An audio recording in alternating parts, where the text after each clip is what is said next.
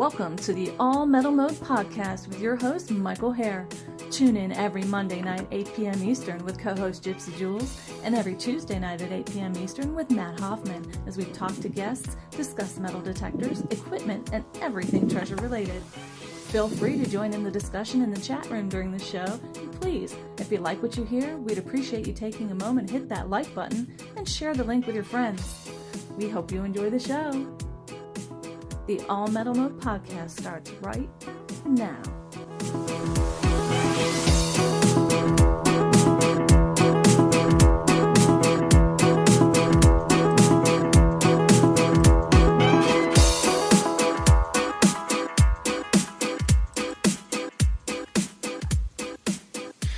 Hello everybody, this is Mike here and you're listening to the All Metal Mode podcast, and tonight Gypsy joins me.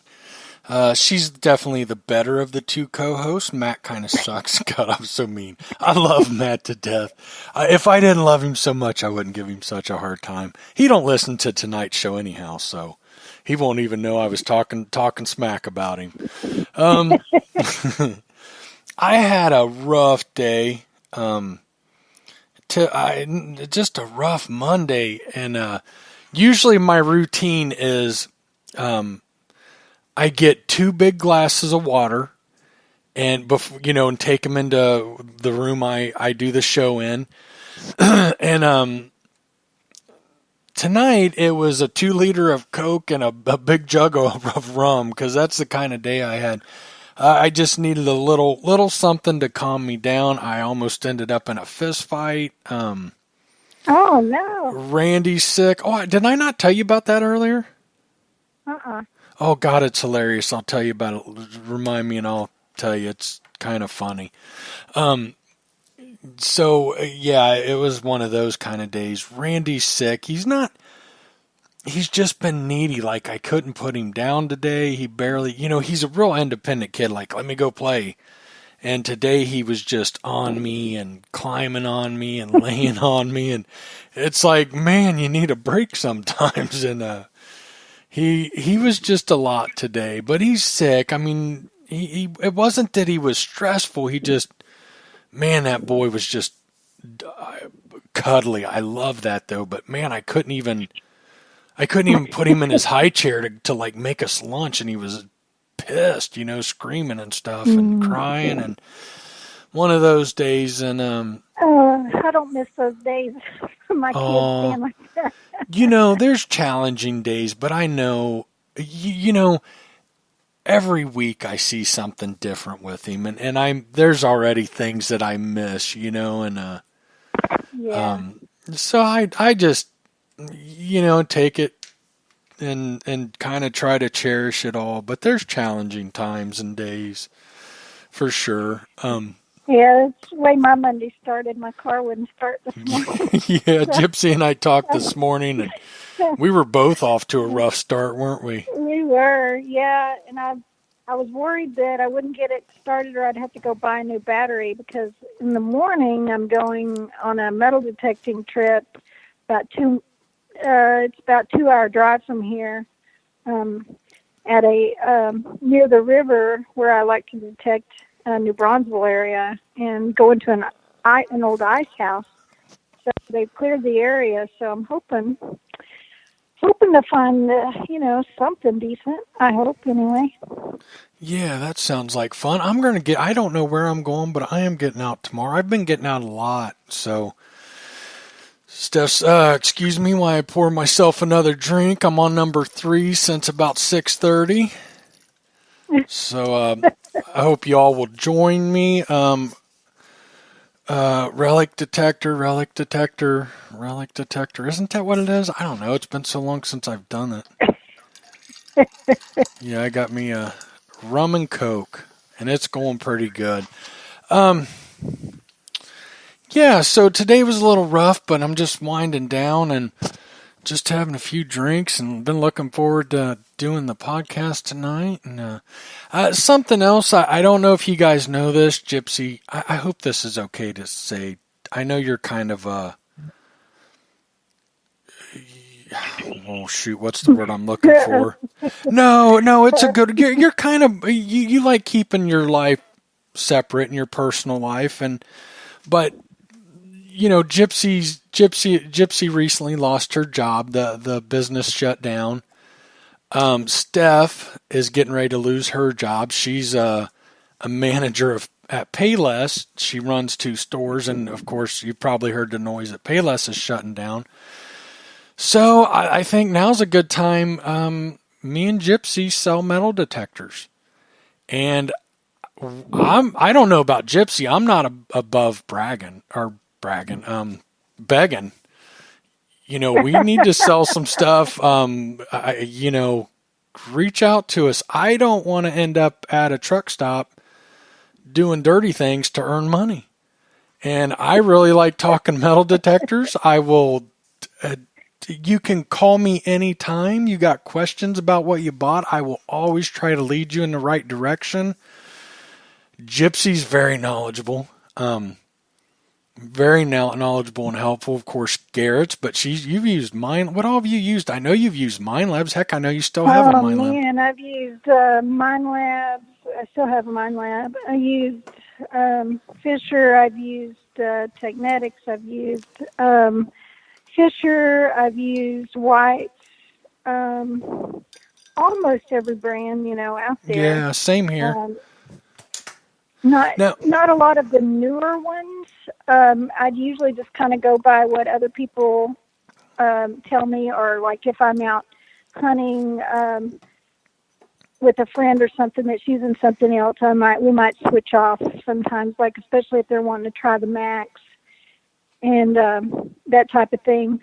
But I did sell a Garrett AQ Max the last week, and so I went out Monday and drove up there to help her with the settings and get it all set up and ready to go. And so awesome. Yeah. I'm excited about what she'll start finding. We're going to be doing a lot of river, or should I say snake hunting. Right, snake hunting, exactly. Yikes. Detecting in the river this summer, because she lives like right by the Guadalupe River, where I like to go and find rings and stuff. Wayne Peterson in the chat, he also sells mining equipment. He just mentioned that.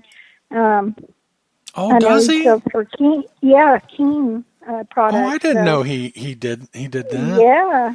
I need to get a hold of him. Yeah. So, I need to get a hold of him about some stuff. I'll get a hold of you this week, Wayne. Well, hold on. Let me stop you so we can get past this. Gypsy and I both sell through Digger's Den. Brian Harvey, great guy. Mind Lab, Fisher, Technetics, Nocta, Macro, Whites, Garrett, everything. As far as I know, even some that I can't even think of, tries to keep all the different coils in stock. Can't keep them all in stock, but I know he's got a lot of coils on hand and stuff, pin pointers. We carry all the major pin pointers. And I'm not positive if they're in yet. I think they're in, but if not, they're going to be in this week. He just got he's getting a big shipment of those 600 and 800 coils. Yeah. Or, I'm sorry, not coils, shafts for the 800. Yeah, I was going to say those shafts look really nice. So, all joking aside, if you're looking for something, I know you can buy it anywhere, but with us, we're there for you. If you have questions, if I don't know it, I'll tell you I don't know it, but I'll help you out the best I can. I know Gypsy's the same way. Brian's the same way. We'll do our best to make sure you get what you need or what you want. And if you need help with it, we're there after. If you get a chance, check out All Metal Mode on Facebook. If you've got ideas, suggestions, whatever, get on there and let us know. Thursdays, of course, Monday and Tuesday nights, 8 p.m. Eastern Standard Time is All Metal Mode. Thursdays, 8 p.m. GMT time, which is 3 p.m. Eastern Standard Time, I do All Metal Mode UK, which is all UK guests and UK metal detecting, which is a great show. There's a lot of things even if you live in the United States, there's a lot of interesting conversations, a lot of guests that are just great. All Metal Mode UK Facebook. allmetalmode.com. I just did 2 or 3 articles this last week. I've had a little more time on my hands than usual. Steph was on vacation. Her family was in town, so I've been getting out metal detecting, writing articles, getting shows ready in advance, and everything else. So it's been really good. Exciting. Tomorrow night, Matt and I are discussing the ORX, the Amphibio, the Equinox 800, and the C-Scope 6M CXI. None of these are going to be real in-depth. Matt just got the ORX and 800. I just got the C-Scope the other day.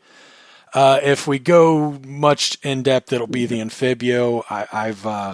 I've got quite a few hours on that now. Still not ready for review. There's some things I want to try out and test and do. But yeah, so we're going to talk about that. It's going to be first impressions, things we like, things we don't like, you know, all that kind of stuff. And so yeah, tune in tomorrow night, 8 p.m. Eastern Standard Time, and we're going to be doing that show. That sounds like a fun show. I might just have to tune in. Yeah, maybe. If you want, we'd love it. You can always join us. You could join us if you want. We don't care. It depends on what time I'm back from detecting, because I still have a drive Oh, back. yeah. Listen to us while you're driving. All right. I could do that. I could definitely do that. She's like, I'll probably be driving. I didn't say I want to join you guys. I might listen in for a little bit. I might listen. I figure if I talk about each one of you now and then on the show, like that you guys will start tuning in, and that'll be one more listener we got. That's my plan. Yeah, I heard Mike was talking smack about you. I'm sure that'll get back to Matt, and he'll be like, "What? What'd he say?" I better listen to that show and hear. So I'll try to keep them more towards the end. Make sure you listen to the whole show. Make sure you listen to the whole thing. So I kind of come across. Oh, go ahead. No, you go ahead. I was just going to say what we're talking about tonight. I actually come across on accident, and then totally turned into 2 stories that were both very interesting. There was some more work and stuff I wanted to put into this and more research. And I thought today, you know, Randy's getting more to where I can leave him alone and, you know, keep an eye on him or put him in his pen. He'll play for a while. So my plan today was to kind of wrap up. There was a few more things I wanted to look at and do a little research on this. And then Randy didn't sleep last night. He was sick, tossing and turning, kept me and his mom both up at different times. She ended up bringing him to me and being like, you need to take him and stuff. So, and then I just couldn't put him down today. So there is some things that I wanted to do some further research I didn't get to, and I apologize for that. But I think both of these are really interesting stories. I think there's a good possibility of each one. The second one we're going to talk about, I think there's even a really good possibility of it. And so what you got to say, Gypsy? I think it's going to be interesting to talk about. I really enjoyed reading the history aspect of it because, I mean, a lot of this we studied when we were in, high school and junior high. Some of the stuff I remember touching on it in school, but, you know, I don't remember all that unless you're a really big, huge history buff on going back and learning more about the battles and things. A lot of it, you know, kind of gets, you know, forgotten, but it's one of the most talked about, you know, battles that happen, you know, right here in the U.S. And I found it very interesting, just from the history aspect and all of that. Yeah, I'd never heard either one of these stories at all, and found them really interesting. So yeah, good times. Another thing I meant to say before we get into those. The next time Gypsy and I don't have a guest, being that she was a big time beach hunter, we're going to talk beach detecting equipment, detectors, tides, where to hunt, all that stuff. That's going to be our next show, which will probably be next week. I don't have anybody lined up yet, so I'm looking forward to that. I would like to do more beach hunting for sure. It's fun. It's my part of my first love in metal detecting. I mean, that's where I learned, a lot of the ins and outs of metal detecting, and a lot of it was trial by error. So it'll be fun to talk about. One other thing before we get into our story, I wanted to mention in metal detecting news in America Digger magazine.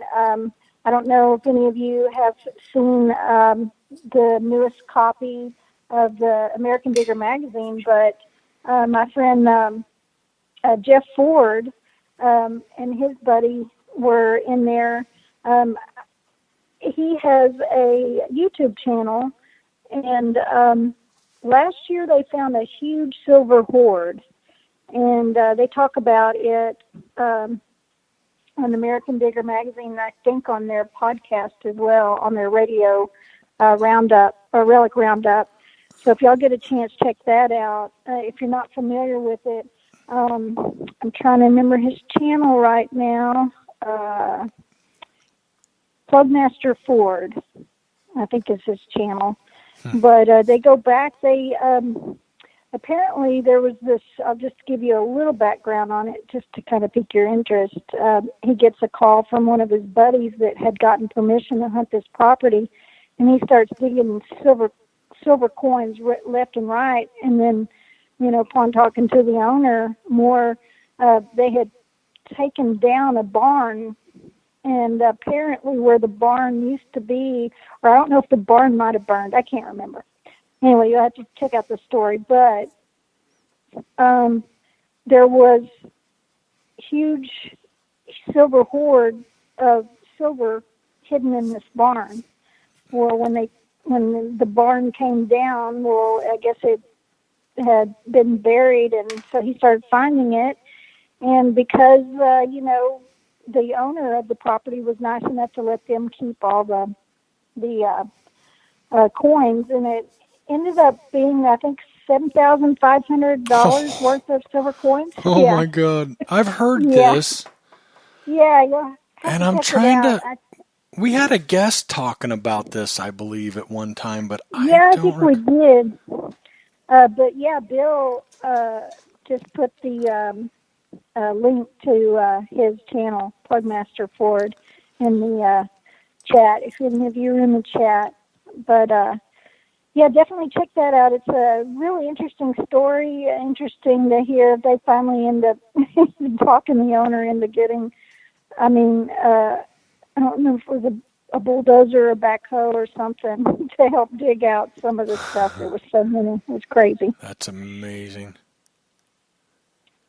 That is amazing. Yeah, absolutely incredible. I've heard that story. Do you remember who was telling us that?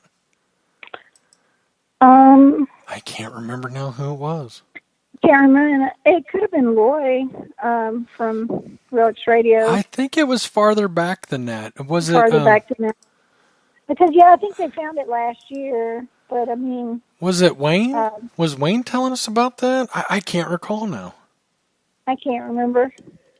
But I think it's been brought up several times. But if y'all get a chance, check it out. Really interesting stuff. So, man, I want to find a cache like that, or even half of that. I'd be happy with. Quarter of it, whatever. Of it. Yeah. I've heard of them being found before, but I don't see me ever being that lucky. I like the article you wrote on one of those little caches, kind of silver. I think it was a cache or small area where they were digging out old silver coins. Okay, so Bill said he thought Loy wrote the article, and Lloyd came Oh, back yeah, Lloyd just said, and yeah, said he wrote that. the article, and we were having them on Relic Roundup tonight. So Oh, okay, so they're Relic on tonight. Relic Roundup is on at 9 p.m. So Okay. you Y'all be definitely sure want and, to check yeah, that after out. this, check that out for sure. Yeah, It's really interesting stuff. yeah, absolutely. So I don't think you didn't catch our show last week, but I thought, well, I did. I don't know what was going on, but I was stuttering a lot and stumbling. But it was a really neat topic. If you get a chance, Gypsy, we talked about Matt Anthony Wayne in Ohio, and a lot of people don't know this, but this is like 1790s. The whole U.S. military was in Ohio at the time. Oh, yeah, I'd read something about, well, I saw the title of that, and that's just fascinating that, I mean, if the whole army was there, I can just imagine the relics and how big of an area that must have encompassed, Well, I'll tell you something for funny. them to camp. Most of it was western part of the state, all up and down from Cincinnati, which is on the southern border all the way up to Toledo into Indiana. Toledo and farther, I'm trying to think. So all the way north and south throughout the state and a pretty good width. But I was talking to Matt today, and we'll probably bring it up tomorrow before the show. And he had found, I don't want to say where, but let's just say far east, way east of this, he found on an old map where it says Matt Anthony Wayne and his men camped here. So he was all over the state. I mean, for some reason, and I suspect probably a trail coming. At one point, he had come from Fort Pitt instead. What they initially were doing that I know of is they were coming down the Ohio from Fort Pitt down to Cincinnati and then working their way up. But he found a map that shows they camped far east part of the state, so they must have come overland out of Fort Pitt. And why, I don't know, or headed back, I don't know. And something I wanted to say, well, you know what, let's get the show going. Let's get moving. We'll talk about All it. right. I'm sure Matt and I will talk about that's that more. very interesting, yeah. Yeah. I guess tonight we're going to be talking about the Battle of Little Bighorn. And like I said earlier, I really didn't know all that much, just stuff that I remember maybe talking about, at school ages ago. I don't want to give away my age. Right. And my memory's not so good. And I didn't even know about the treasure stories, like you said. I don't remember reading anything ever about that. So it might not even been in the history books. So. Yeah, and there's some conflicting arguments, but I read quite a bit on the story goes that Captain Grant was making his way on a steamboat called the Far West to provide General Custer with reinforcements and supplies. And there's kind of two different stories. One account says there were gold bars worth $375,000 already aboard that were due to be delivered to Bismarck after resupplying Custer. In a different version, Captain Marsh was flagged down by 3 men on shore the same day Custer was killed. They were carrying a shipment of gold nuggets from Bozeman, Montana to Bismarck, North Dakota, and asked, because of the battle and stuff and everything, going on, they asked him to deliver it. I don't know, but I didn't read that one. That's interesting. Yeah, I would say, okay, you would think that would be researchable, and that was one of the things I kind of wanted to dive into that I didn't get to, but also,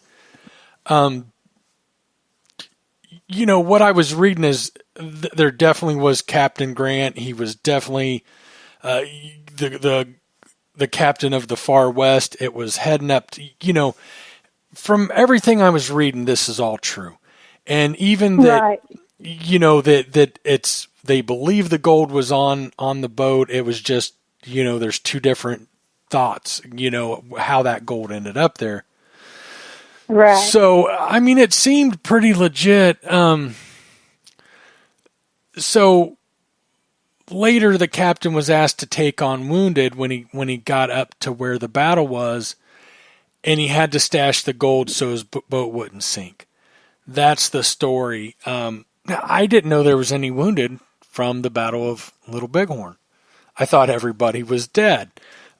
So I don't know what that's about. I know oftentimes in school we're taught different than what really happened.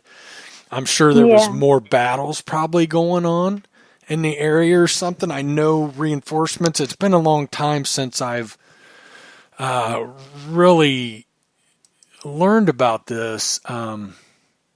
Yeah. So supposedly there was, what was it, 268 people dead and like 55 wounded. And then there were 6 that died later that were wounded.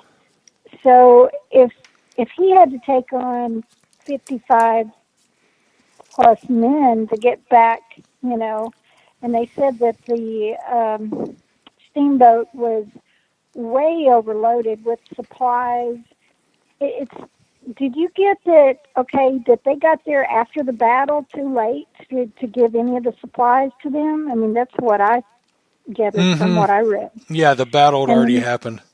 It had already happened, and so he gets there, and then he has to take on all these soldiers, and I forget how many pounds of gold. Do you remember how much gold?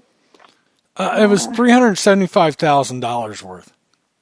Okay, so you can imagine this was supposed to be gold bars, but some of this he was carrying too, though, wasn't it, from some of the gold prospectors that didn't want, like, the Sioux Indians to attack him, so he was carrying some of this gold for them, wasn't he? Well, no, that's the conflicting report. The conflicting? Yeah, either he was carrying it to deliver to Bismarck, or the story that what I was reading is they don't know how the gold ended up there. One story says he was carrying it all along, headed to Bismarck. The other story is miners gave it to him, flagged him down on when he was up in that area, wanted him to take it to Bismarck, North Dakota. Yeah. So there's two conflicting reports there, but here's where the story gets a little funny, and I think sometimes we, I've talked to a lot of people about different, treasure stories and stuff, and here's my thoughts. So you had $375,000 worth of gold. I would have no problem unloading that gold to take on Wounded, okay? But would you take off every single bar? I don't think they took it all off. Yeah, I really right. don't. And I mean, yeah. Who would do that? I mean, I can see him taking on all these wounded soldiers and helping treat them and take them back. But I can't see him taking it all off. I can see him more of doing something like, if he had supplies and stuff, if there was ammo, if there was guns, which there was supposedly all that too, I could see him taking some of that off and stashing it too. Mm-hmm. Unless that was all supposed to be accounted for too, or unless he didn't want someone to know about all of his gold. I still can't see that he was taking it all off. And another thing, there could be a variation too there in the story. Like one thing I read said he had all these gold bars and then took on more, like like you said about the gold prospectors and stuff. if he had taken on more, so if he was carrying more than what he was supplies and more gold than what most people, would have known, how do I put this? What more than what was reported is what I'm saying. Yeah. Would you even report all of the gold, or would you want it all? I mean, there's some that I'm sure he had to report if he's carrying some of that stuff. Mm-hmm. But would you even admit to how much was really on there? Right. So, Yeah, I mean, you could hide part of it, bury it, and then say, I'm going to come back for it later, take on these soldiers and come back. And then, still have some of it still on the ship, because I can't imagine you putting, that's just, putting all your eggs in one basket, Yeah. Yeah, it just, some of it doesn't make sense. I mean, I think that there's a chance that there could have been some gold offload, because gold is heavy. And I can see, one of the reports that I was reading, they were really concerned, what the concern was, taking on extra weight. They're in a river with a steamboat, and some of it's shallow, and he's afraid of wrecking out the bottom, being stranded. Right. But all of it, and not,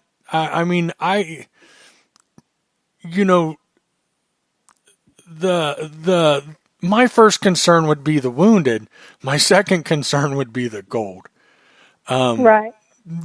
So it's kind of hard to believe that all that, but it makes an interesting story, and there could be some legit. Mm-hmm. Yeah, it really does. It's an interesting story, but I'm with you there. I don't think he would have put all of those gold bars. I think he would have kept some on the ship somewhere. Yeah. I mean, even if I said I buried it all, I'm probably going to stash a couple in my cabin, Yeah. But I don't know. I found it interesting, something I'd never heard of, and but when you and I talked about the Castle Gap, mm-hmm. there were these treasure stories, and there was nothing to back it up. I mean, I was reading some pretty good stories where this wasn't debatable whether he had gold on, or most researchers don't debate whether he had gold or not. They debate whether or not where it came from, and stuff like that. And it was said, I did find an article where it said he went back for it. He tried to go back for it, but there'd been a big hill had come down on it, and a big mudslide, and they couldn't get to it. And you got to imagine then, this was wilderness. This was, but boy, I don't know, $375,000 worth. I'd have probably trotted my butt back down to civilization and grabbed some shovels. I don't know. It's an interesting story, though. I did enjoy researching it and looking it up, and I think there's definitely more. I was kind of disappointed in the Castle Gap stuff, because it's like there were too many there was a lot of legends and not a lot of it. I mean, solid proof. Where this particular story, you've got a well-known guy going down the river that is supposedly carrying supplies for this particular battle for Custer's, last stand, if you will, for this major historical battle, and then it's over in no time flat. I mean, there was different conflicting stories on how long the battle lasted itself, too. Some said it was, faster than you could, I think it was one article I read where one of the Indians reported that the battle was over faster than a hungry man would eat a meal, Yeah. And then another one where it, ended within, 30 to 40 minutes, and then some say it went on for hours, so you got conflicting stories there too. So I don't know. I thought it was interesting, though. I mean, you've got so many different tribes involved: the Cheyenne, the Sioux. What was the other one? I don't know. Arapaho. I don't even remember how to pronounce that. But, yeah, very. I think it would be a story worth researching more in depth and seeing how much truth there is to it or the possibilities. I mean, I definitely think that I wanted, like I said, I wanted to get a little more in depth with it and do a little more research. That was my plan for today. And Randy was just, I mean, I couldn't even get my computer open. My dogs might bark. Steph had to run out with the kids and she's headed back home. So if I mute out, just carry on without me for a minute. No problem. Why the dogs get it out. But I enjoyed it. And, it was also,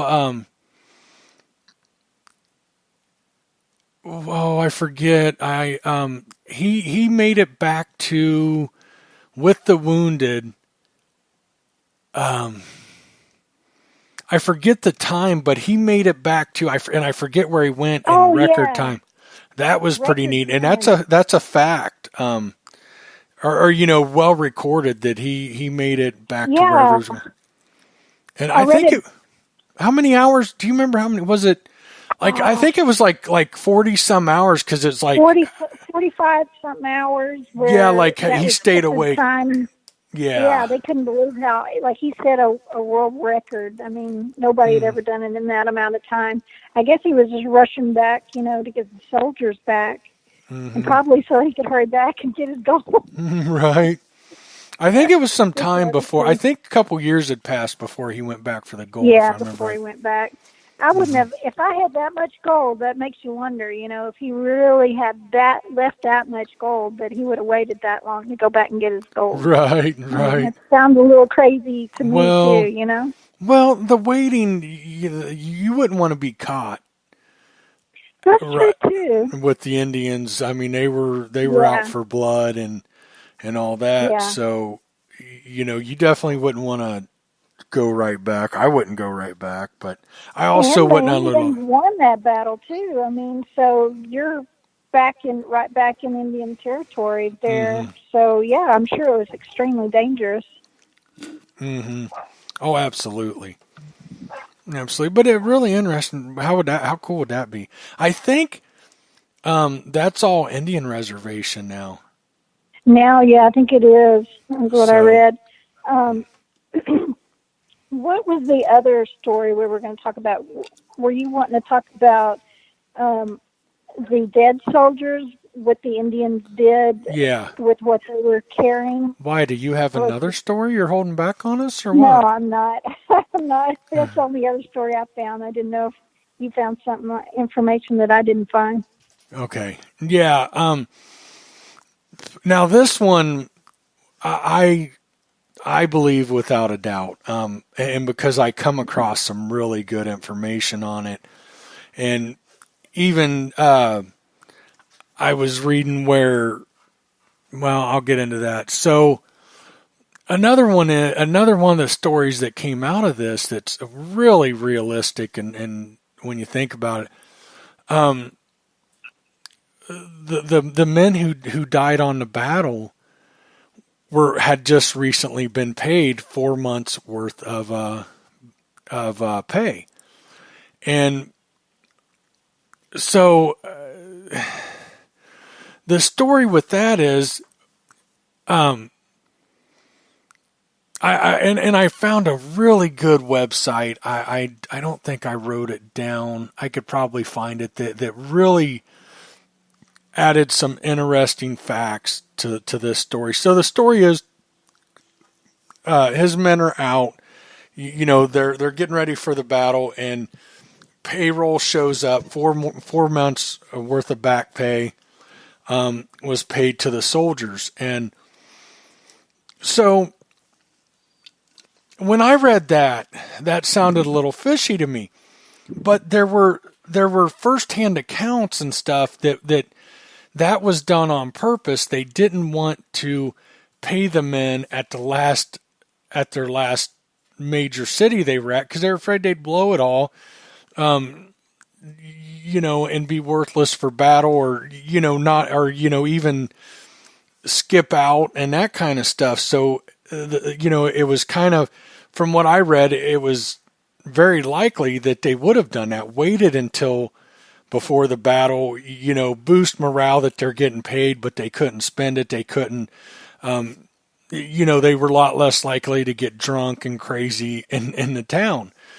So that to me, made sense. And, I even come across like some firsthand accounts of that, stuff that was written on that at the time, that's how it went down. They were paid right before the battle, and it didn't come to the town. It come out in a carriage. I forget what they call the guy that pays them. So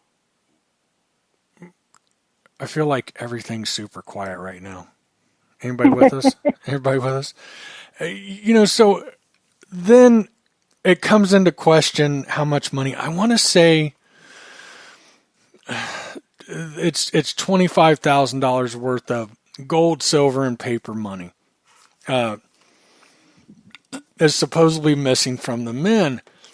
I guess some people say that a wagon would have been with Custer and his men that carried their money. And then I read some different things that said absolutely not. That's a big myth. There wouldn't have been a wagon just to carry the money. The men would have been paid, and they'd have been responsible for their own money. The 25,000 kind of came into question, and one thing I was reading is if you look at 4 months worth of pay in the men, and that comes to what it should be. If you look what the average infantryman was paid, it lines up.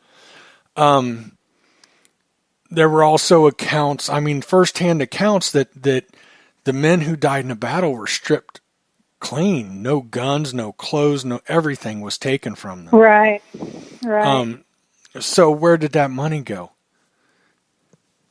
And so weird, yeah. And, I think I'm not sure if it was you I was talking to or somebody else I was talking to about this. The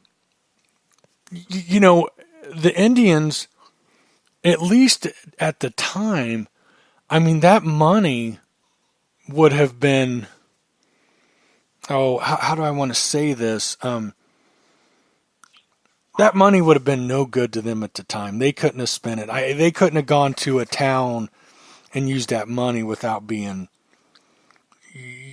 captured and hung, or, that would have been bad money to have, at the time, tainted, I guess. There's something else I was looking to say, and I'm not hitting it, but you know what I mean? It wouldn't have been spendable at the time for the Indians. So did they bury it? Did they stash it? Is there somebody, there's got to be, it's got to be passed down. Somebody knows where that money's at, or what happened to it. Right. One of the things I read is that they were stripped by the Indians, and I don't know if you read this, but they were stripped by the Indians with all their everything, their clothing, their ammo, their silver, their gold, their paper money. All of that was stashed together and put in. Some of it was put into some sort of saddlebags. Did you read that? Mm-mm. You didn't read keep that? Going. No, keep going. So, and it was hid. But like the Indians, they really didn't have, I guess, there wasn't, a lot of them were driven to this territory, and then some of the people that had joined them, I think for the battle, had joined them during the, what did I read? Some sort of buffalo dance tradition hunt type thing. And so some of the people that had already been pushed to this territory had joined some of the other ones that weren't part of the territory that where they had pushed them to. And that's why I think Custer was so surprised at how many, there were literally thousands of these, Indians that were ready, were there for battle, where they only had, 206, how many, gosh, do you remember how many soldiers there were? There was 268 dead, 55 wounded, but I don't remember how many soldiers were in the... I've had way too many drinks to try to figure all that You out. don't remember? No, I don't. I remember reading something that, they were way outnumbered, so they really didn't even have a chance. Mm-hmm. So you can imagine with, 268 men, if they stripped these guys and they took it. So, I have to, some of you can read up on this and see if you can find the article that I had read. Like Mike said, there's so many different stories passed down, but supposedly some of these spoils that they collected from the soldiers was put in the saddlebags and hidden.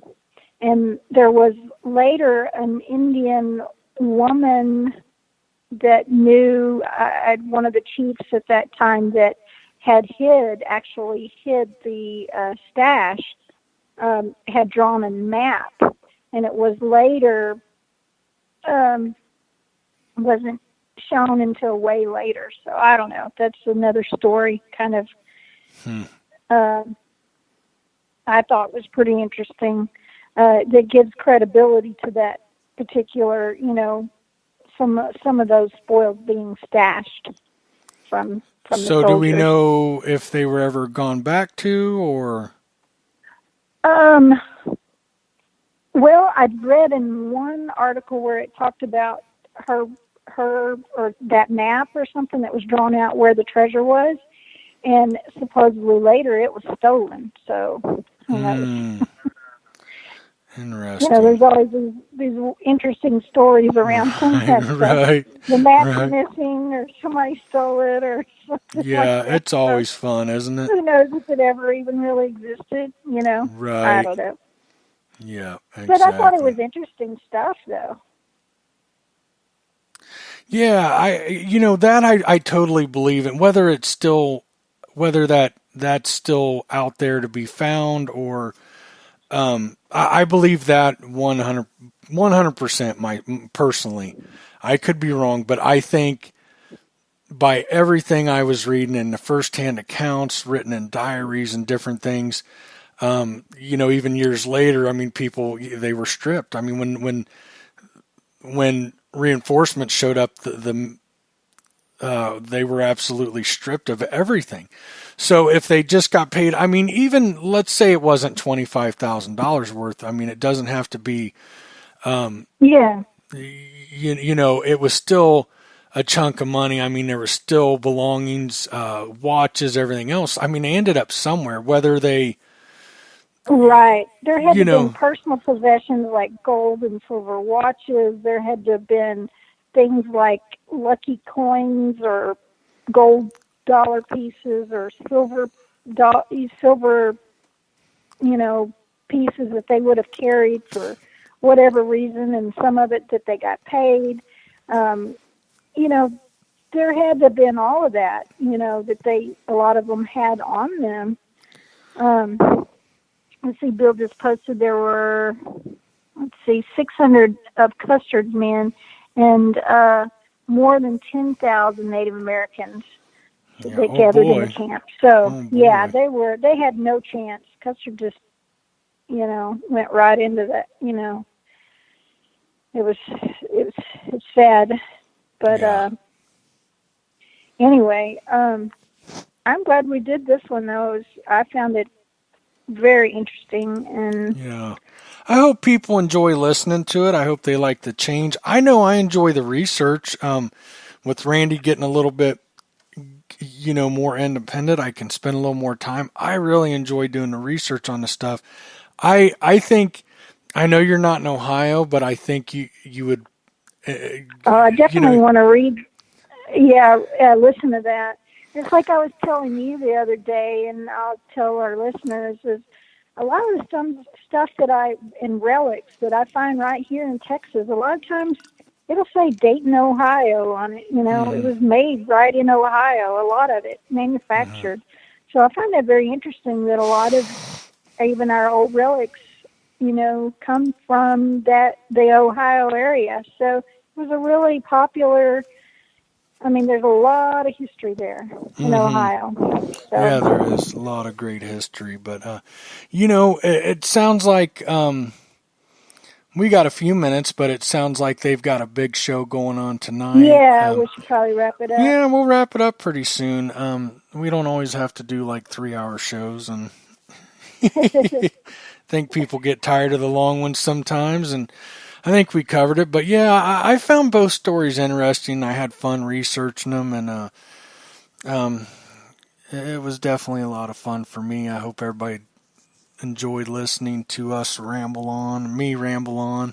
I guess me. I should never say us. You don't talk as nearly as much as I do. Once I get going. Yeah. I think once we get off here, I'm going to go have another drink, and I'm good now. I think I kept it real good for the show, and Relic Machine. Anybody that's playing along, I want to get you to my level first before we go, and yeah, good times. Next week, I'm looking forward to next week, unless we have a guest. But I would definitely like to do more beach hunting. I would love to go down to the Gulf sometime, like you and I were talking about, and do some sand hunting or beach hunting on in the salt water. I've never done that. I've never seen the ocean. I know, don't make fun of me. I'm just some hillbilly from Ohio. It happens. I'm sure I'm not the only 43-year-old who's never seen the ocean. We're going to get you to the ocean, and we're going to find some gold rings, some silver rings. I did go beach hunting the other day. I don't know if you and I talked about that, but I went to a freshwater lake here close, about 40 minutes away, and I had a lot of fun. I told you, was it you that I told? Yeah, I don't know. Yeah, I found 1 penny and a bulging pocket full of aluminum, pull tabs and that. But I was even finding beaver tails, and that tells me, okay, there's a lot of trash to go through. I get it, but there has to be a good possibility for gold rings. Whoever's hunting that, or the people that are hunting that, it seems like they're going after the coins, and they're leaving. They're leaving the ring targets. They have to be. Yeah, if they're leaving the beaver tails, and they're not looking for the little gold rings that are gonna fall right in that category there on your machine, they're missing some stuff. So there's got to be some good, something in there. Something. A few rings that they missed. Yeah, for sure. So I'll go back to it when I get time and do some more hunting out there. I used the Amphibio with the big 15-inch coil, and it was really overkill, but it handled the trashy area. What I ended up doing for the most part was, the towel line. I really could tell where people were laying their towels out and laying out, because that's where so I kind of stayed in there. But even with that 15-inch coil, although it was kind of overkill, because I quickly learned that the beach wasn't that deep. I mean, I was hitting dirt pretty shallow, and so next time I go back, I'll go back with the stock 11-inch coil. But I did get into the water where it was deeper, and that Amphibio is crazy deep, especially with that 15-inch coil. It's too deep for what I want to do, really. Maybe where the beaches are a lot, or where the sand's a lot deeper, but I didn't. It was just a lot of heavy for no reason for there. Yeah. But I learned, Yeah. next time I'll go in there with a smaller coil. I might go with the stock or even a little bit smaller. I think even a pretty small coil will get down there really good. And but yeah, I had a lot of fun. It was nice to get out. I got out yesterday. I've been getting out quite a bit. I got out a couple times this past week and got out yesterday and tried some different things. And but we'll talk about that. Me and Matt will talk about that tomorrow, and we'll get into all that. And so join us tomorrow night if you want to hear me and Matt again. 8 p.m. Eastern Standard Time. We're going to talk about the ORX, the Amphibio, the Equinox 800, and the C-Scope 6M CXI. Don't forget, check out Gypsy Jules on YouTube and on Facebook. Girls Rock Metal Detecting, Siren Kimmy, great person. We love having her help us out. She's done our intro. So when you first listen to the shows, that's her. I love Ohio Relic Hunting on Facebook, Dirt Pirates, Facebook. One of my favorite people to watch, or a couple people to watch, is Huntress Kimmy and Clodhopper Scott. They're on YouTube. They're over in the UK, but they do fun videos and find some really cool stuff. I do enjoy watching them. I don't do a lot of YouTube. It's hard for me to get to it, but when they release a new one, I at least will go out and watch it. Have you watched any of their videos, Gypsy? Whose videos? Sorry, I was talking. Huntress Kimmy and Clodhopper Scott over in the UK. I have watched some of those, and they've been finding some incredible stuff. Yeah, and she just consistently beats him, and it's so fun. Like, it's luck. I mean, Scott knows how to use his detector. Matter of fact, he showed her how to use hers. She just got a multi-cruiser. And so she knows how. So he knows how to use his detector. She's using the same settings, but she consistently kicks his butt. Not all the time, but and it's so funny because you can see the look on his face, because she's screaming at him to come video her next great find, and I always get a kick out of that, when I see poor guy. Yeah, Wayne said check out Watts WWATS.org for a huge hunt in June. I've been bringing that up quite a bit. I didn't write it down for tonight. Sorry about that, Wayne. But they've got a really awesome hunt. We've talked about that the last several shows, and we'll talk about it more as it comes. Wayne, what's the cutoff here, real quick? Tell us the cutoff, and actually, let me just pull it all up. Give me 1 second. I can pull it all up and look. I believe 2019 Watts Rendezvous 3-day golden treasure hunt, June 21st, 22nd, and 23rd, Mancos, Colorado. Friday. I think Wayne is going to take you out prospecting. Going to a river with a dredge and other equipment. Bring your panning gear. Saturday 10 a.m. Doing a hunt with tokens. There's going to be a gold coin, at least. I think it may be a couple gold coins, $1,000 minimum cash and prizes, and one of the tokens. Sunday 4-door hunt. I love the idea of this. There's going to be house doors on site with prizes behind them. There's going to be keys buried, and you go find the key. You go find keys, run up, see if it opens up one of the doors. Full camp with shower, toilets. Bunkhouse is $45 a night. Camping's $40 a night, but that includes 3 meals a day. $215 per person. Cutoff is April 1st. I wish I could make that. I would love to do that. I'm not big into organized hunts, seated hunts. I've never been to one. It's really, well, I know I've been to 2. I take that back. Really not my thing, but I think Wayne puts a real fun twist on that, and I would have a lot of fun doing that. So if you get a chance, do it, and I think you're going to have a lot of fun doing that. I'll be there. So. Yep. It's 8 o'clock. Let's wrap it up. Gypsy, it's always great having you on and doing a show with you. And thanks to all the listeners. Jump on over to Relic Roundup. It ought to be a really good show. Good night, everybody. Thanks for tuning in. Good night.